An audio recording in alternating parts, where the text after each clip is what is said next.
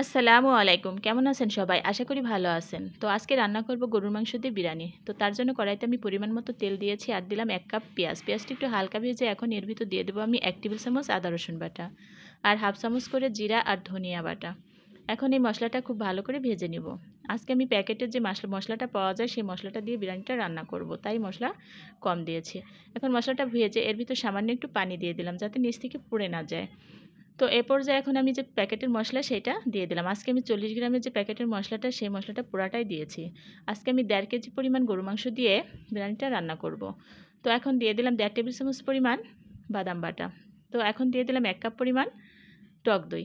তো এখন এই মশলাটাকে খুব ভালো করে কষিয়ে নেব। তো এ পর্যায়ে আমি লবণ দিতে ভুলে গিয়েছিলাম, তো লবণটা দিয়ে দিলাম।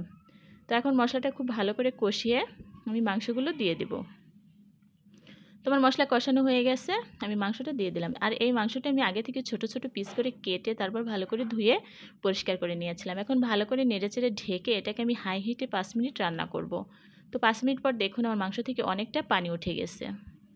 আর এই পানিটা দিয়ে আমি মাংসটা ভালো করে কষিয়ে নিব যাতে করে ভালো করে সিদ্ধ হয়ে যায়।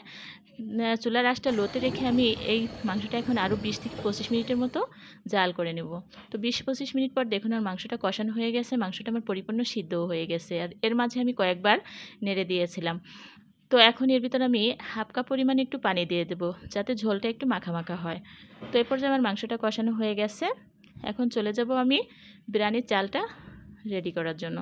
তো এখন দেখুন আমি এখানে পরিমাণ মতো তেল দিয়েছি আর কয়েকটা গোটা মশলা আর একটু আদা রসুন ভেজে এর ভিতরে আমি হাফ কেজি পরিমাণ পোলাওয়ের চাল দিয়েছি আর দিলাম স্বাদ মতো লবণ। এখন এই চালটা নিচ থেকে লাগা লাগা হওয়া পর্যন্ত ভেজে নেব। এখন আমি এখানে হাফ কেজি চাল দিয়েছি, আমি এখানে ১ কেজি পরিমাণ পানি দিয়ে দিলাম আর পানিটা অবশ্যই গরম পানি দিতে হবে। তো এখন ভালো করে নেড়েচেড়ে এর ভিতরে আমি আস্ত কয়েকটা কাঁচামরিচ দিয়ে দিলাম জাস্ট একটা ফ্লেভারের জন্য। তো এখন ভালো করে ঢেকে একটু বলক আসা পর্যন্ত জাল করে নিয়েছি। এখন ভালো করে নেড়েচেড়ে এর ভিতরে আমি যে মাংসটা কষিয়ে রেখেছি সেই মাংসটা দিয়ে দিলাম। তো এখন ভালো করে মাংসটা দিয়ে ভালো করে নেড়েচেড়ে দিব।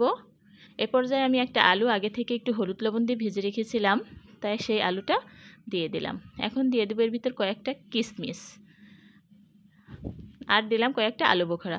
আসলে এগুলো দিলে একটু বিরিয়ানিটা খেতে বেশি টেস্ট লাগে। তারপর এখন ঢেকে চুলার আঁচটা লোতে করে কিছু সময় নিয়ে আমি এই বিরিয়ানিটা রান্না করেছি। তো দেখুন এই পর্যায়ে আমি একটু নেড়ে দিলাম যাতে নিচ থেকে একটু মশলাটা সব জায়গায় ভালো মতো লাগে। তো এখন চুলার আঁচটা একবারে লোতে করে আমি চুলায় বসিয়ে রাখলাম। তো ২০ মিনিট পরে দেখুন আমার বিরিয়ানিটা পরিপূর্ণ রান্না হয়ে গেছে। আল্লাহ হাফেজ।